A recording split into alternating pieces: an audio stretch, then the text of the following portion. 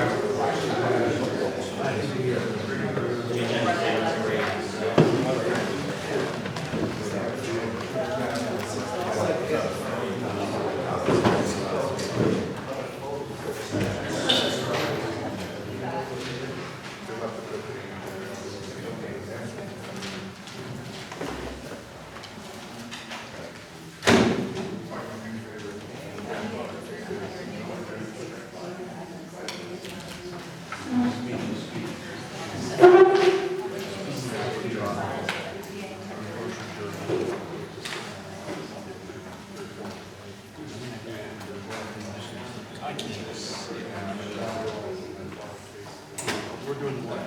The 6th Amendment, right? Yeah.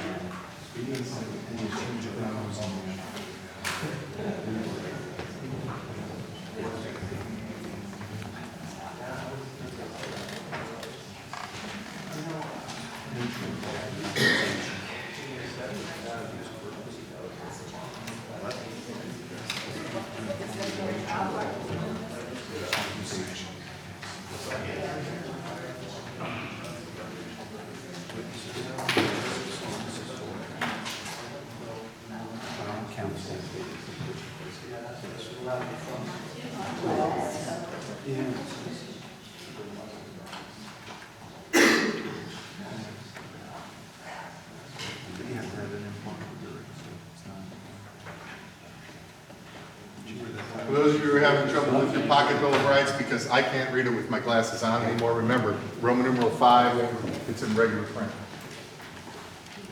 Where's it at? Page Roman numeral 5 in the front of your book.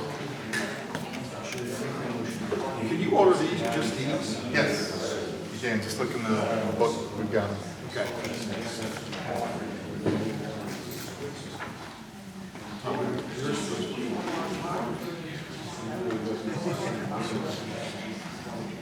They have lovely stuff. I didn't know if you just ordered these.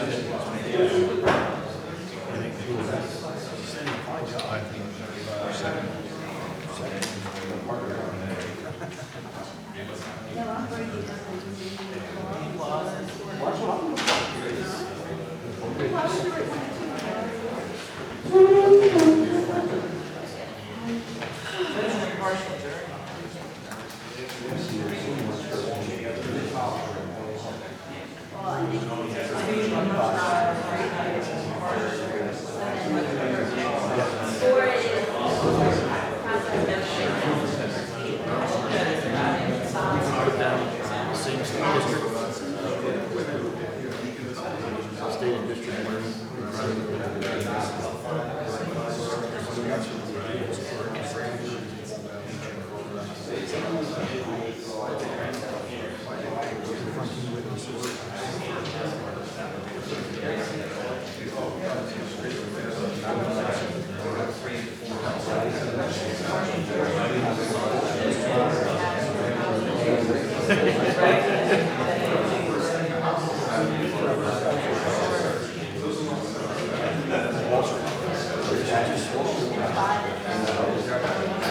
In your favorite.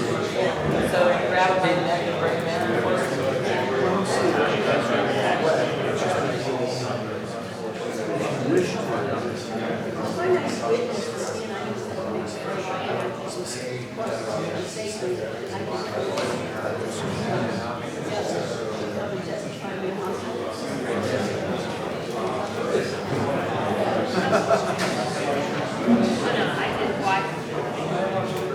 Assistants of council.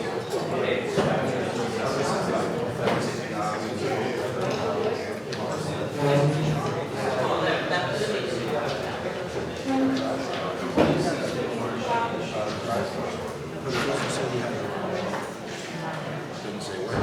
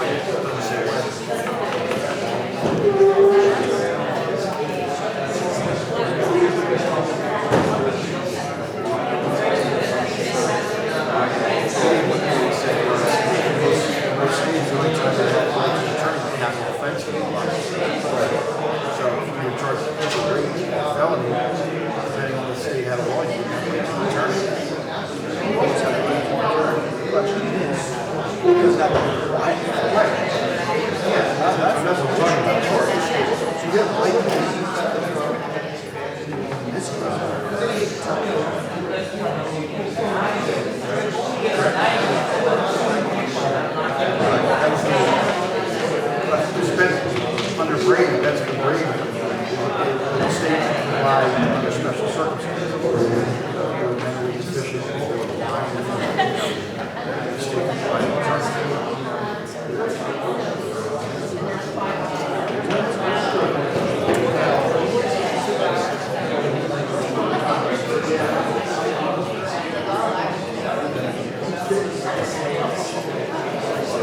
Did you get all that, Tom?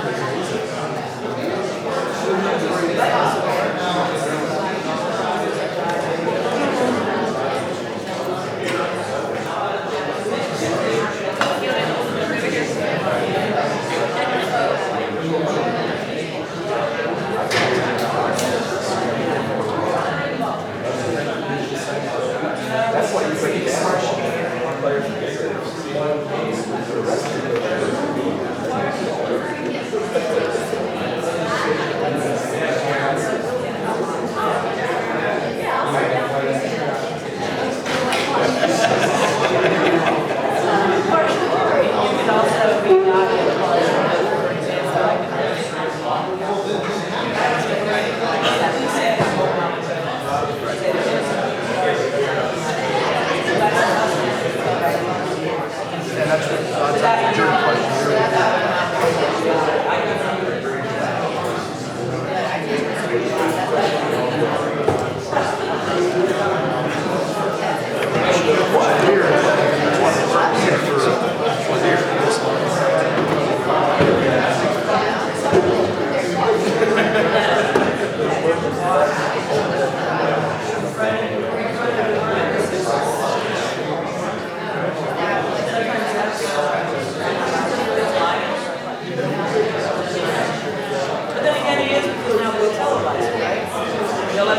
I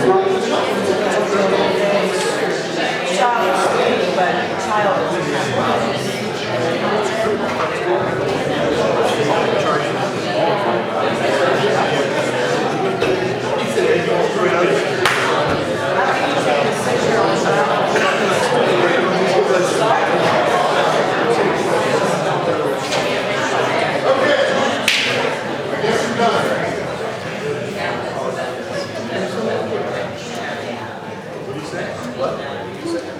Fourth Amendment. These are the other two we came up with. Did anybody come up with anything different? Those of you who went to the back of the book, look for your answer key, good for you. Okay?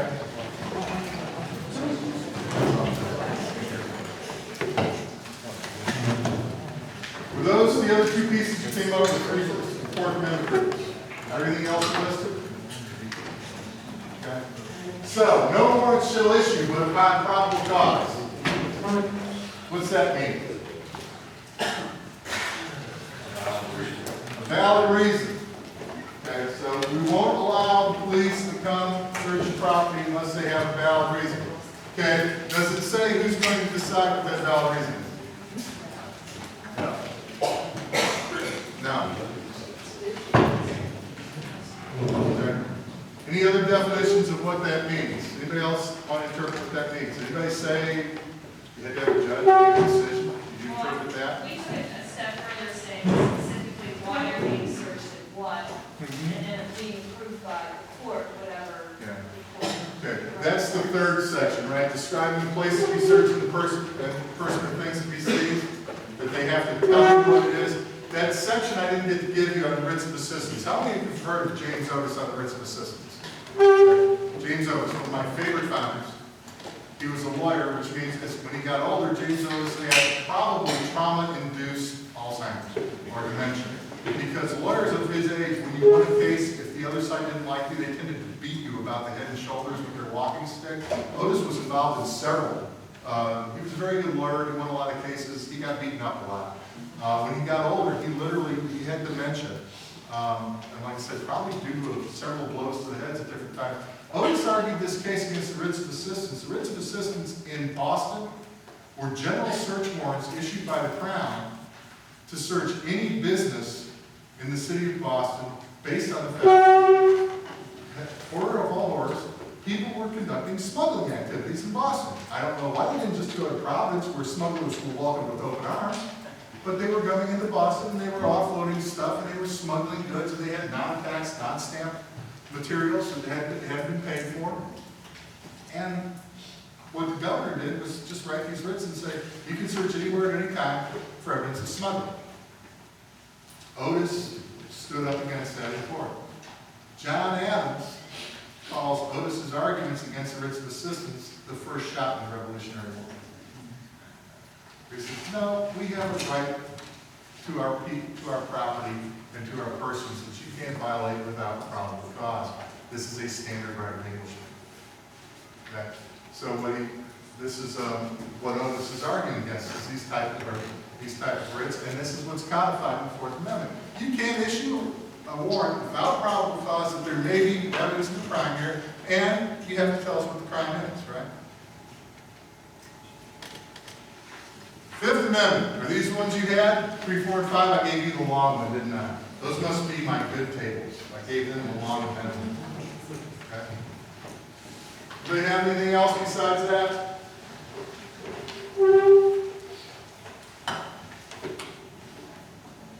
Again, the question is, when you look at the Fifth Amendment, what does that all really mean? What did you guys say it does mean? What does no person shall be compelled to be a witness against himself mean? Ask Ted Stevens. Did anybody follow that trial? I thought Ted had it won. I did, because I thought the government looked awful. And then what did the government ask him? Did anybody hear the one about the massage chair? I know if I was a juror in this case, when he answered this question about the massage chair, I flipped. I went guilty, sorry. He's got a $4,000 massage chair at his house that was given to him by a friend. gift. He said, no, he loaned it to me. How long ago did he loan it to you, Senator? Oh, I don't know, 10, 15 years ago? And then he went on to tell us that there were many things in his house that were loans. They weren't gifts, they were loans. They could come take it back whenever they wanted. At which point, you could almost hear all the jurors' heads go, tick, tick, tick, tick, tick. Guilty, guilty, guilty, guilty. They even found him guilty of the one that the court said they wanted to throw out. Okay? They found him guilty on every count. Why? Because Ted decided that he needed to talk in his own defense, and that lawyer was smart enough to ask that one question. Okay? You don't have to be a witness against yourself. What does it mean to deprive of life, liberty, or property without due process of law? We've been talking about that all morning, right? What is due process of law? If you know, please let the rest of us. Because it does vary. And is this something that is federal? Is due process different in Pennsylvania? I'll make it even simpler. Is due process different in eastern Pennsylvania than it is in western Pennsylvania? Is it possible that there would be a difference in due process? Is there a difference in due process in Pennsylvania versus Wyoming? According to John Wayne, in Vietnam, due process is a bullet. Right? Green Beret is one of my favorite all-time. Out here, due process is a bullet. Thanks, John. Appreciate that. I'm pulling American values. Just shoot. But is due process different in different states? Should it be different? In the state of Wyoming, should you have to have a 12-person jury and a grand jury? Think about this for a minute. Have you ever been to Wyoming? I can shoot a gun in most Wyoming cities down the middle of the street at midday and have a very good chance of not only not hitting anybody, the bullet will die of boredom. There's nobody there. Okay? I love Wyoming dearly. I've been out there several times. But it is the most empty state in the world. Now, if I'm going to have a criminal trial, let's say in Laramie, I might be able to get 12 jurors together. But to get those 12 jurors to be able to give up enough time for a complex case, I may be taking, a percentage of a workforce away that is more than I can handle. So do I need 12? Do I need a grand jury? Do I need 24 people together to look at all these things? Or can I just have the judge, the prosecutors, and some members of the public defenders sit down and do a presentment? This is what we think we have. Yeah, that looks like it's a good case. Send it forward. Okay? Do I have to have all these people involved? I've only got 300,000 people. I've got one person for 25.7 square miles in Wyoming. Okay? Maybe I don't need it. Okay? Sixth Amendment. Speedy and public trial by impartial jury. Speedy. What does that mean? Pat Fruit? What does speedy mean? Someone said it's 180 days. Uh-huh. Then You gave it a number. 180 days. Maryland, I think, is 90. Maryland is 90? Okay. My favorite one was 2 years ago in Chicago. Chicago had such an overburdened court system that basically they made a cutting score that everybody who had a Class C felony or lower was released because they couldn't take them to trial fast enough. So basically, you could have been caught, as one of my friends was, with a television in your hands, running out a back door and running over a police officer in your panic, and the charges were dismissed. Yeah, I hung around with some really cool people. Sorry, South Side, yeah. Well, the other side of that, in Baltimore, they've repeatedly had so many people waiting trial that they can't get to.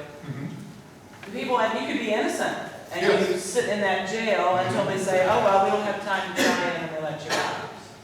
So it works the other way, too. Within a reasonable period of time, however. Months. Months, that's Months. reasonable. At least the people in Baltimore think it is. No, seriously, that's the way this works. And it's going to be a public trial. Public trial means anybody who wants to come can come, right? Including the press. No? Not in all cases. Huh? Not in all cases. Not all cases. Not most cases.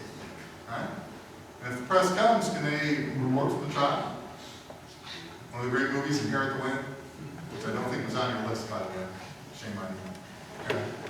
Inherit the Wind, where the WGN is broadcasting from the final part of the trial, and they're doing their commercial breaks. They're asking them to hold on so they can do a commercial break. Okay.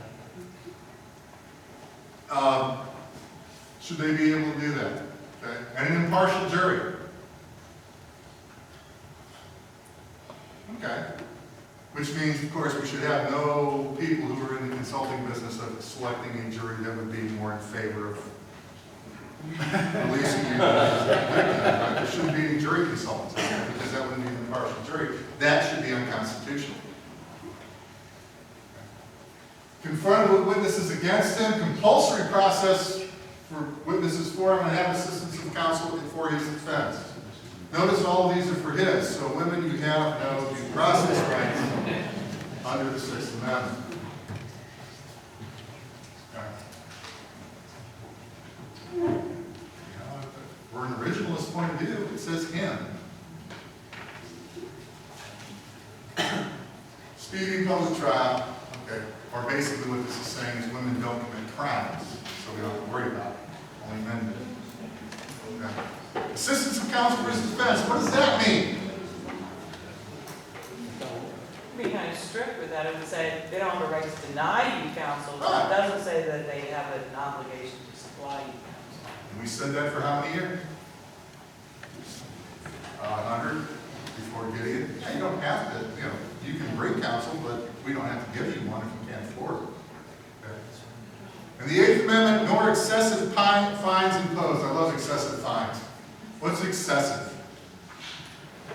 Did you know that in, I think is it Sweden, the fines for moving violations for traffic tickets are on a sliding scale based on your income?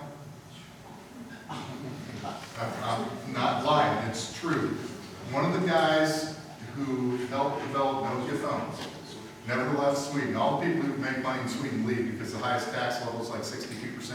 He stayed because he said the only reason I ever got this far was because you paid for my education the entire time. I never paid a dime for my education. So he stayed, he paid gladly, he was happy.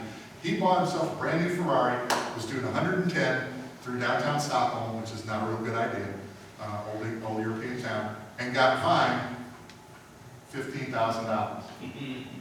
Did he miss it? Huh? Did he paid miss it. the 15,000? He paid it. He said, this is fine. It's not excessive. I can pay $15,000. Okay? The same person making what a teacher makes, the fine would have been about $80. But it's based on his ability to pay. That's how they do their fine. So excessive for him is an excessive person. Cruel and unusual punishment. Okay, gravitations. Does this say cruel or? It has to be cruel and unusual, right? So, if my standard practice as the city of Chicago is to slap you silly for jaywalking, to literally have somebody stand there and backhand you across your face and tell you how stupid you are, it may be cruel, but it isn't unusual. So is it unconstitutional? Because it says it has to be both cruel and unusual. Or is it cruel and unusual and something else? Or is it what? That's why I'm going to leave that for. What do they really mean? You can make a pretty good living trying to decide what it is they really mean. All right. Looking at your book. I can find my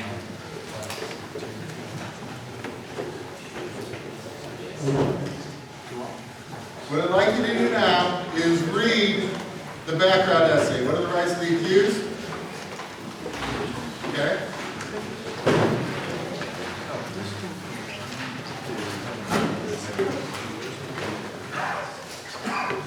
And as you're reading the rights of the accused, what I'd like you to do is look at, so as you're doing this in a group, read a handout, or read rights of the accused, and then look on page 115 and handout B.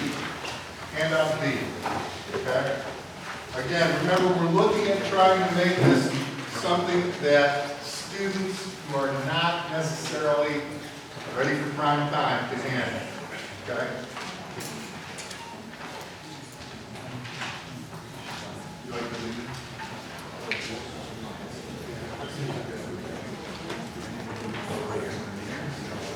It's on 115. It says handout B.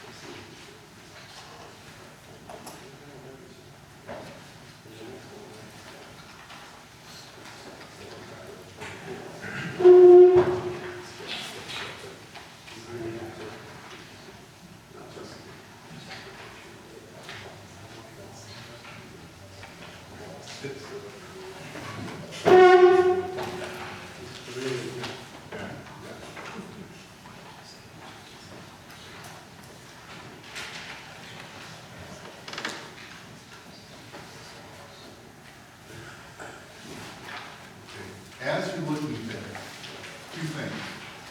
Why don't you give them the excerpts from the documents before we have them read this? Why would you do it in this order? I'm a teacher hat, remember I'm up here, it's teacher time. Why give them put them in groups and ask them to try to figure out what it is the amendments say before giving them this basically historical background? I think it's based on knowledge. Okay. Make sure they understand the general idea, first, the general principles. What is it that we're protecting? Okay? And why ask them what they think it means? Remember, what they think it means isn't going to be nearly what we think it means, right? How old are these kids? 13, 14, 17, maybe 18, might have a couple of 19-year-olds around. That's who we're dealing with. What is their experience with Supreme Court decisions, history? They're extremely limited, right? What you're going to be able to do is bring forward some of these questions. Bring forward some of these issues. Let them think about it. And that's the whole idea, is give them something. And how long are these 4 amendments that we're looking at? They're short. They're short. And they're broken up into those nice little phrases. And we ask them to pull out a phrase, which is another form of active reading, right? Break out that sentence, try to figure out what it means. What does it all really mean? That's that general idea. Okay? Then, after they've done that, have them read this essay. What does this essay add to what we did? What does it give them? An example, An example, like what? a particular situation where a woman was denied her rights under the Fourth Amendment. And then you have just a couple of cases, not very much about cases or whatever. It just tells you why, because one of the questions is, well, if these things to an American student, how self-evident are these protections? I mean, in terms of it. If you ask a kid today, tomorrow, you go back to your classroom and ask a kid to open the locker so you can look through it. How self-evident is it to them without understanding any of these protections that you can't do that? That you just can't ask them to open this locker for no good reason. They know that, don't they? Do they understand why? We're trying to get a little bit of why in the background of this essay. And then if you look at that handout, what's the value of that last handout? Because the middle handout is the one we just did, right? What's the value of handout B? Huh? So page 115, or 115.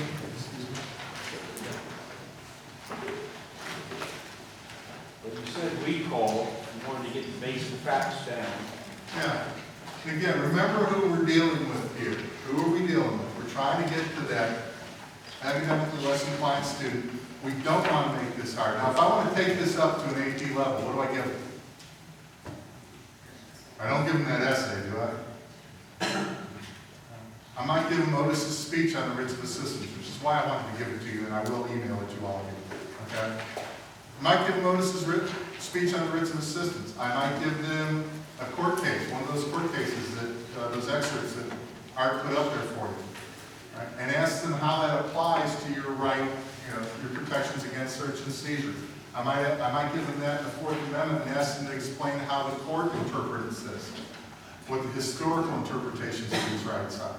Okay? It's not hard to take this all forward. For one thing, due process is one of the more litigated areas in American jurisprudence. Therefore, you can find a ton of cases. And there were several that Art threw up there that I went, I haven't seen that case in years. Okay? There's a ton of stuff out there that you can get on these things. You've got a bunch of cases in the back of your book you could let them have. You could let them have the thumbnail sketches, right? Do you have to let them work in groups? Did you assign this as homework? Did you assign any of this as homework? Do you have to do any of these? Or do all of them have to be done in order for you to get the point across about what we're trying to do here? What are your rights? And they're baseline regs, right? We're not talking about how they've been interpreted over time. This is what we can interpret as a baseline. This is what we think the general rule is, knowing that there are numerous exceptions to that rule. That's the point of this lesson. Any ideas about what you do with this? Anybody have a brainstorm, you're sitting there reading it, or working with it? Still too early in the morning. That's okay. You will talk about the next one, because you have to. Actually, we're going to be having an argument between the sides of the room, so you're going to have to discuss next one. All right, let's go ahead and break. Yeah, right on time. Let's go ahead and break. Let's take a 10-minute break here. Come back to you can answer all those frantic voicemails that have been piling up in your inbox.